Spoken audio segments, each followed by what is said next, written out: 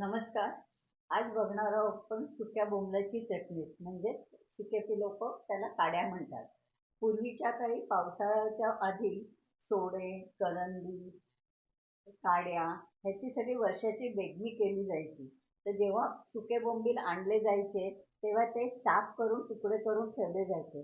तेव्हा त्याच्या डोक्याकडचा भाग, शेपटीकडचा भाग, मधला शेवटचा जो पातळ अशी काडी असेल तो भाग, हा सगळे बाजूला काढायचे आणि त्याची चटणी केली जायची. पण आज सगळं साफ केलेलं मिळतं, त्यामुळे आपण काड्या घेऊनच चटणी करणार आहोत. तर चला बघूया काड्यांची चटणी.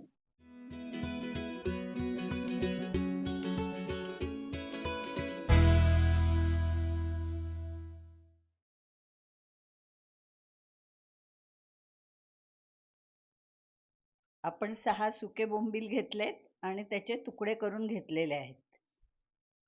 एक लसणाचा कांदा सोलून घेतलाय.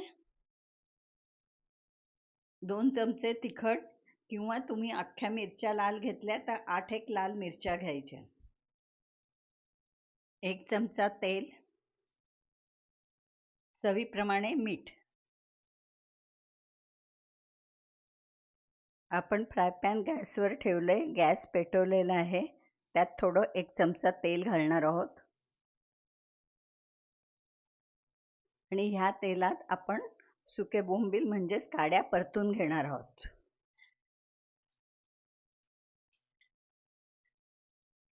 छानसे आपण खरपूस भाजून घेणार आहोत. आपल्या काड्या तांबूस भाजून घेतल्यात. आपण आता ह्या काढून घेऊया आणि ह्याच्यातच आपण लसूण परतून घेणार आहोत. आता आपण लसूण परतून घेऊया.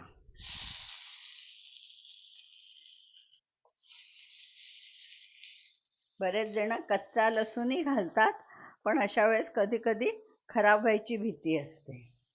आता आपला लसूण झालेला आहे, तो आपण काढून घेऊया. आता जर तुम्ही लाल मिरच्या घेणार असाल तर त्या परतून घ्यायच्या. मी तिखट घेतलेलं आहे, त्यामुळे मी गॅस बंद केलेला आहे आणि ह्या गरम ह्याच्यावरच 2 चमचे लाल तिखट घालून भाजून घेणार आहे.